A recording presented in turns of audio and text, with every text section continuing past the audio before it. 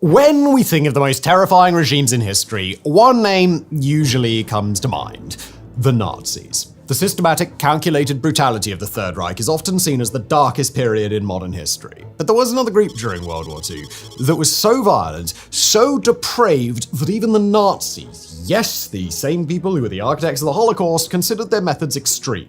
Enter the Ustaši. Led by a man named Ante Pavelic, the Ustaši turned their vision of an ethnically pure Croatian state into a campaign of horrific violence against Serbs, Jews, and Romani peoples. Public massacres, forced conversions, brutal concentration camps, and sadistic executions, the Ustaši's brand of ultranationalism and ethnic hatred knew no limits, and their victims died in ways that even raised eyebrows in Nazi Germany. Their story is even more disturbing because they didn't operate in isolation. They were a puppet regime under the Axis powers, backed by the Nazis and fascist Italy, yet they wielded an unsettling level of autonomy. The terror they unleashed in the Balkans would leave scars that last to this very day. To understand the Ustaši, you have to start with the man behind the movement, Ante Pavelic. Born in 1889, Pavelic was a lawyer and a staunch Croatian nationalist during a time when Croatia was part of the Kingdom of Yugoslavia. Now, like many extremists, Pavelic saw the multi-ethnic makeup of Yugoslavia as a threat to Croatian identity, and he despised the Serbs, who were the dominant ethnic group in the kingdom. His vision: an ethnically pure Croatian state, free from Serbs, Jews, and any other group that didn't fit his twisted idea of racial purity. In the early 1930s, Pavelic founded the Ustaši, a far-right, ultranationalist group dedicated to the violent overthrow of Yugoslavia and the creation of an independent Croatian state. The group's name, Ustaši, comes from the Croatian word for insurgent or uprising, and that's exactly what they set out to do. At first, the Ustaši were a fringe group operating underground with little power, but Pavelic had powerful allies. He turned to Mussolini's Italy for support, and the Italian fascists were more than willing to train and arm the Ustaši, seeing them as a valuable tool to destabilize Yugoslavia, which they viewed as an enemy. Mussolini's government provided the Ustaši with training camps where they could hone their violent tactics and prepare for the day that they would strike. But the Ustaši weren't just about violent action. They had an ideology steeped in extreme nationalism, racism, and truly deep hatred. Pavelic believed that the only way to secure Croatia's future was through completely eradicating or the forced assimilation of these various groups. One of the earliest and most notorious actions linked to the Ustaši came in 1934 with the assassination of King Alexander I of Yugoslavia. Pavelic and the Ustaši militants were heavily involved in this plot, which was executed with the help of the Bulgarian far-right group known as the Internal Macedonian Revolutionary Organization. The king's assassination sent shockwaves through Europe, signaling that the Ustaši were willing to use extreme violence to achieve their goals. The political instability in Yugoslavia during the 1930s only helped the Ustaši gain momentum. Tensions between ethnic groups in the region were already high, and the Ustaši capitalized on these divisions, promoting themselves as the defenders of Croatian identity against what they saw as Serbian domination. By the time World War II erupted, the Ustaši were ready. They had been waiting for their chance to take power. When the Axis powers invaded and dismantled Yugoslavia in 1941, Pavelic and his Ustaši were handed control of the newly formed independent state of Croatia. Backed by the Nazis and the Italians, the Ustaši now had the platform to put their horrifying vision into practice. And what followed would be some of the darkest acts of the war. The invasion and carving up of Yugoslavia had been the moment Ante Pavelic and his Ustaši had been waiting for. With the help of Nazi Germany and fascist Italy, Pavelic was installed as the head of the newly created puppet state, the Independent State of Croatia, or NDH.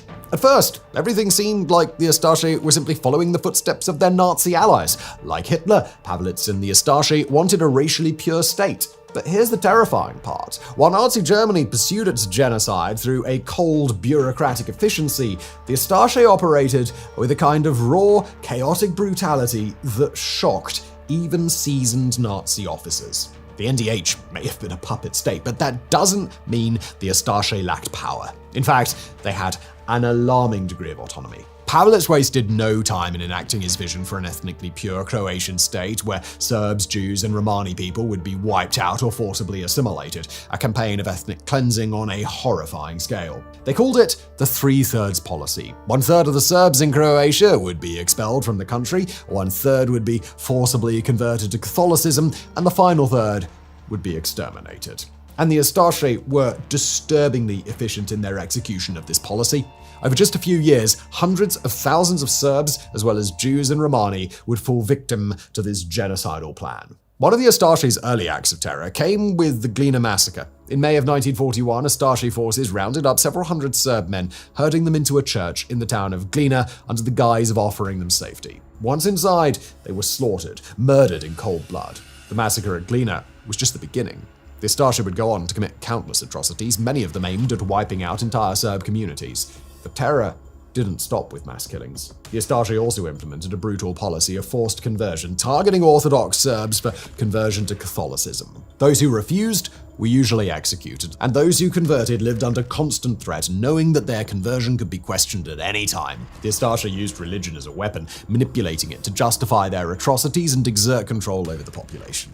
As the Ustaša solidified their power, concentration camps were established across the NDH, where unspeakable horrors took place. The most infamous of these camps was Jasenovac, sometimes known as the Auschwitz of the Balkans, a place that would become synonymous with death and cruelty. Estimates of the death toll vary, with credible figures ranging from 77 to 99,000 victims, though some sources claim the numbers could be much higher. The camp was characterized by true savagery, with methods such as beating, starvation, forced labor, and mass executions being everyday occurrences.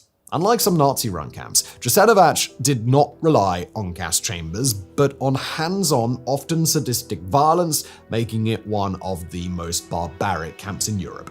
As reports of the Ustaša's atrocities reached the Germans, even some Nazi officers began to express concern. It wasn't that they had a moral objection to genocide. After all, the Nazis were in the process of wiping out millions of people. But the Ustaša's chaotic, unrestrained violence was seen as counterproductive. Heinrich Himmler, one of the architects of the Holocaust, sent representatives to observe the situation in Croatia, and even they were disturbed by what they saw. One German officer described the Ustaša's actions as brutal beyond imagination, noting that their lack of organization and discipline led to unnecessary chaos that disrupted Axis control in the region. One example of this tension came when German officers reported that Ustaša forces were causing instability in areas where the Nazis were trying to maintain order. The indiscriminate violence, particularly against Serb civilians, was creating more resistance from the local population, making it harder for the Germans to maintain control. Even the Nazis understood that such rampant brutality could backfire. That isn't to say the Nazis were horrified by the Ustaša out of moral superiority. It was simply a matter of strategy. The Ustaša's extreme actions were seen as reckless, potentially destabilizing the Axis grip on the Balkans. But despite these concerns, Hitler himself continued to support Pavelić and the Ustaša, valuing their loyalty and their hatred for the Serbs. The regime was an important ally in the region, even if it operated in a way that made the Nazis uneasy. Despite their extreme tension, the Ustaša remained key allies of Nazi Germany and Fascist Italy. The Axis powers saw the independent state of Croatia as a strategic foothold in the Balkans, and Pavelić was more than willing to align himself with Hitler and Mussolini. But despite these concerns, Hitler himself remained supportive of Pavelić and the Ustaša regime. Why?